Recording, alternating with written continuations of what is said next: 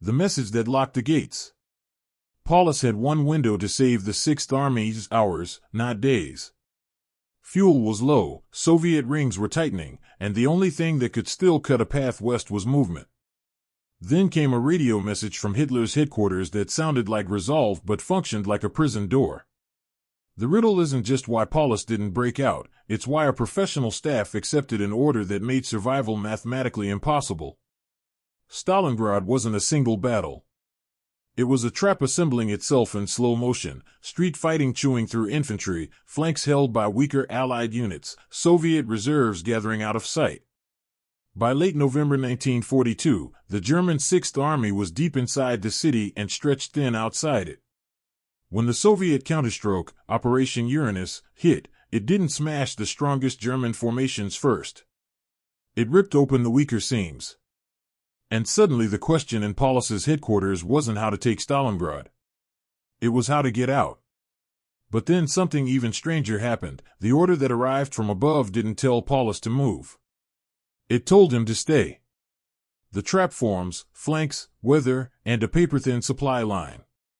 By autumn 1942, Germany's southern campaign had split its attention, one thrust toward the Caucasus oil fields, another into Stalingrad. That division created a structural weakness. The Sixth Army, Paulus, fought house to house along the Volga, while the broad flanks north and south were held largely by Romanian armies, with Italian and Hungarian forces further out. They were brave units, but poorly equipped for anti-tank defense at the scale the Red Army could now generate. Soviet planners didn't need to defeat the German best formations in the ruins. They needed to isolate them. They built Uranus around massed armor, artillery, and deception, hitting the flanks in freezing fog and snow. When the break-ins succeeded, mobile units drove past strongpoints, bypassing resistance, and aimed for rail junctions and river crossings. The goal wasn't glory. It was geometry, close a ring. Inside Stalingrad, German supply was already strained. Ammunition, winter clothing, fuel, spare parts, everything arrived on a long, vulnerable route. The farther the army pushed into the city, the longer the tail stretched. When Uranus closed the ring around late November, the tail was cut, and with it, the only system that kept the Sixth Army functioning. The encircled force was huge, often cited around 250,000 when counting attached units and rear area troops. Feeding and arming that mass inside a pocket required logistics on a scale that even a prepared airlift would struggle to maintain. Germany didn't have a prepared airlift. It had a desperate hope. Key players, Paulus, Hitler, Göring, and Manstein's shadow. Friedrich Paulus was not a romantic battlefield improviser. He was methodical, staff-trained, cautious, an officer shaped by planning and obedience. That mattered, because a breakout required something Paulus did not naturally favor: fast, risky movement under extreme uncertainty. Hitler, however, had his own logic by 1942, the belief that willpower could substitute for operational reality. Hold-fast orders had sometimes worked before, at least long enough for conditions to change. Hitler had also become increasingly intolerant of retreat, seeing it as the first step to collapse. Stalingrad was not merely tactical, it was symbolic.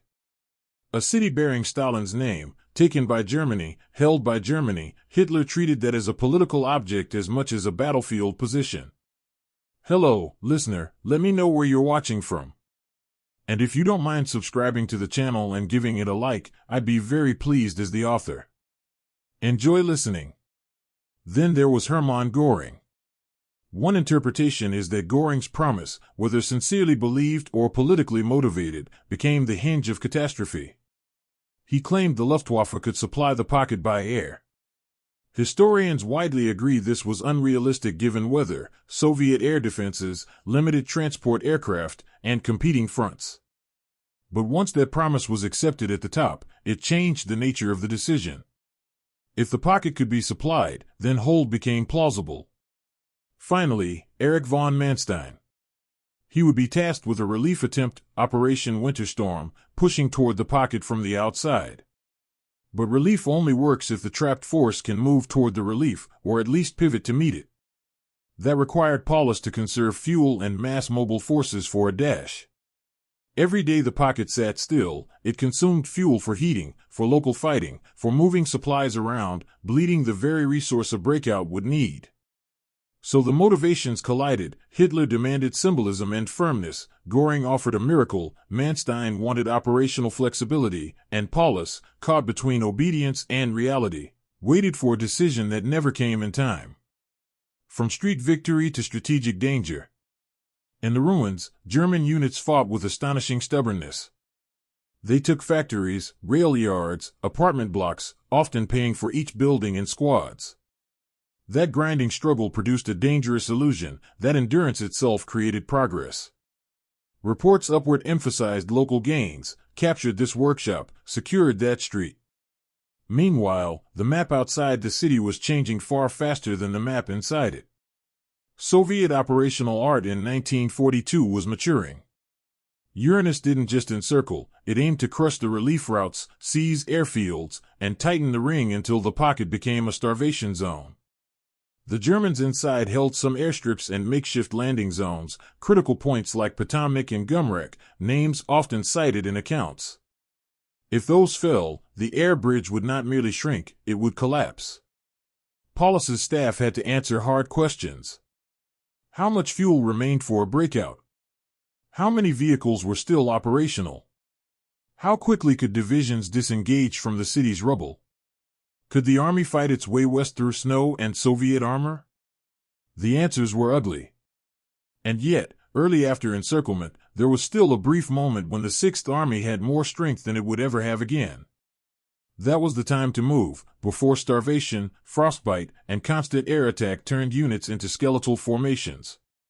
Then came the radio message. Decision point, hold Stalingrad and the airlift promise. The decisive order wasn't one sentence, it was a chain of messages and decisions.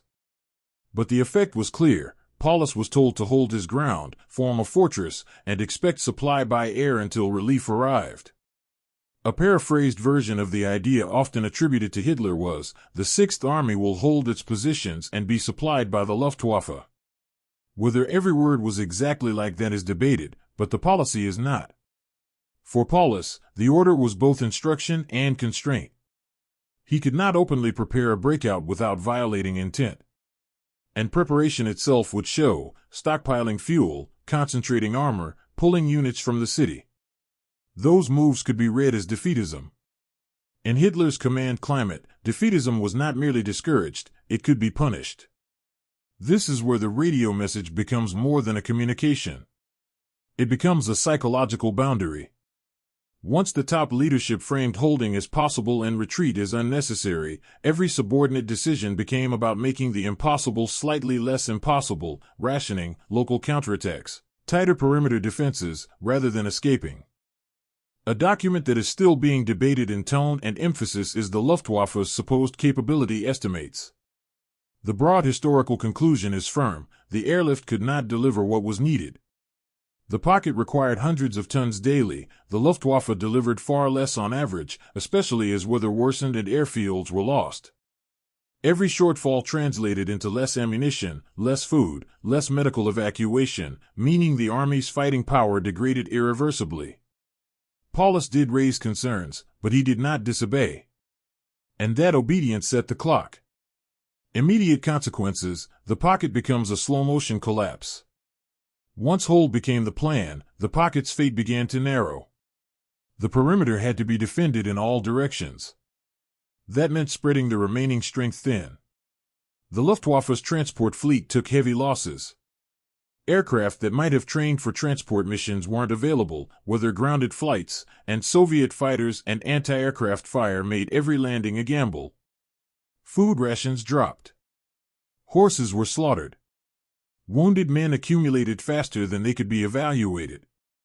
Frostbite and typhus-like conditions, accounts vary on exact medical diagnoses, compounded losses.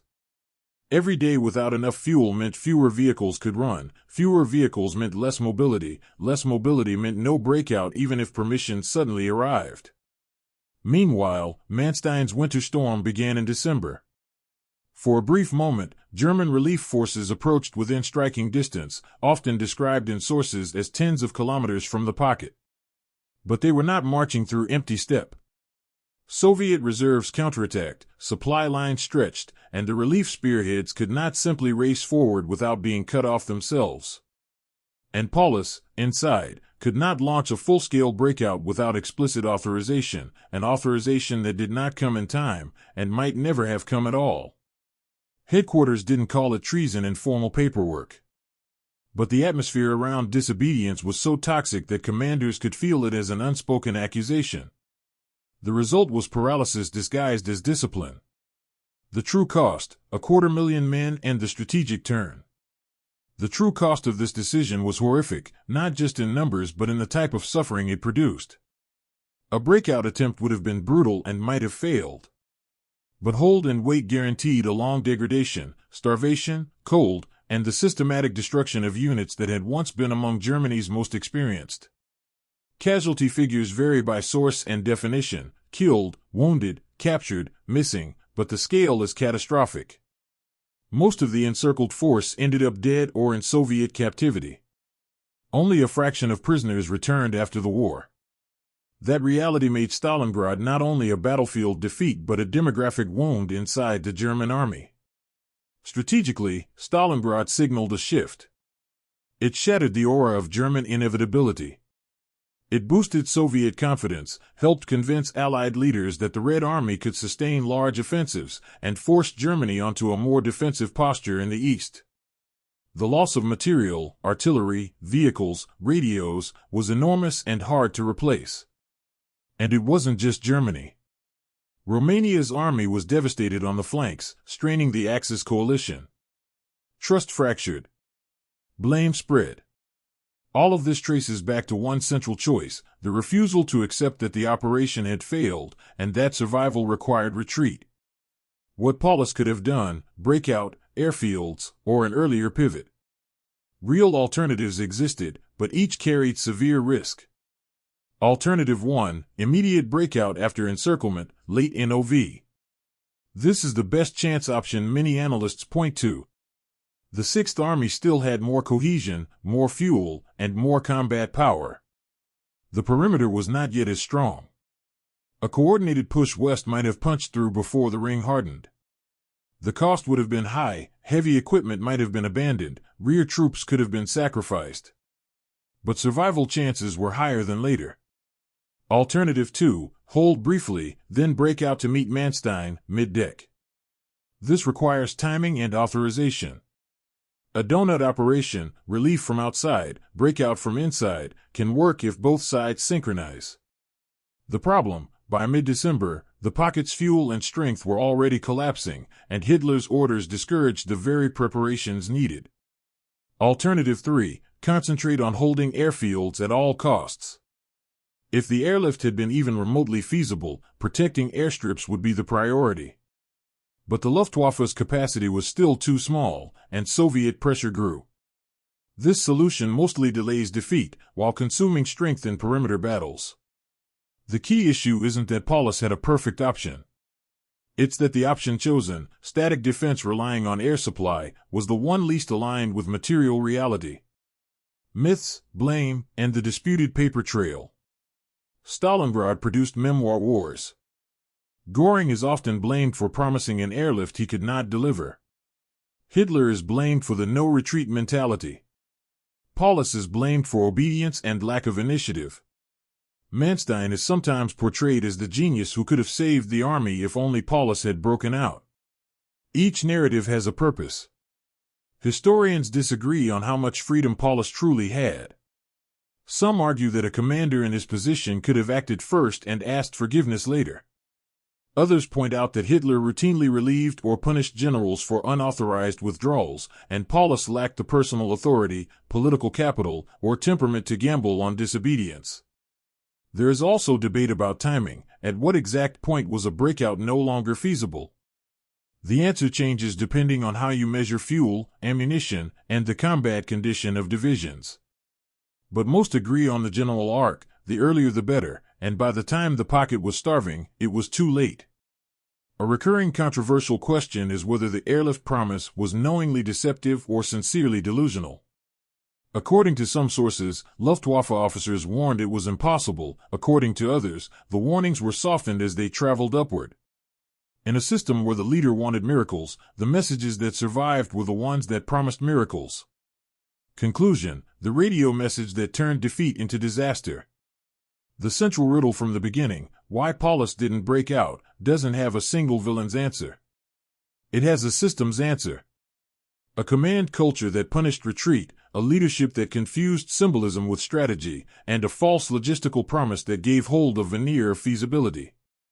In late 1942, Paulus stood at the intersection of military reality and political obsession.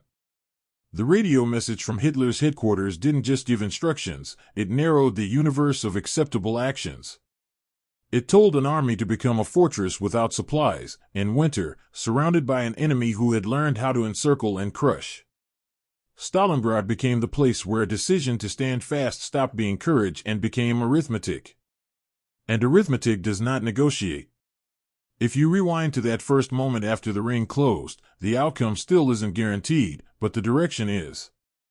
Move, and some escape. Stay, and the Sixth Army becomes a monument. And that is why one message, one order, didn't merely report the disaster at Stalingrad. It completed it.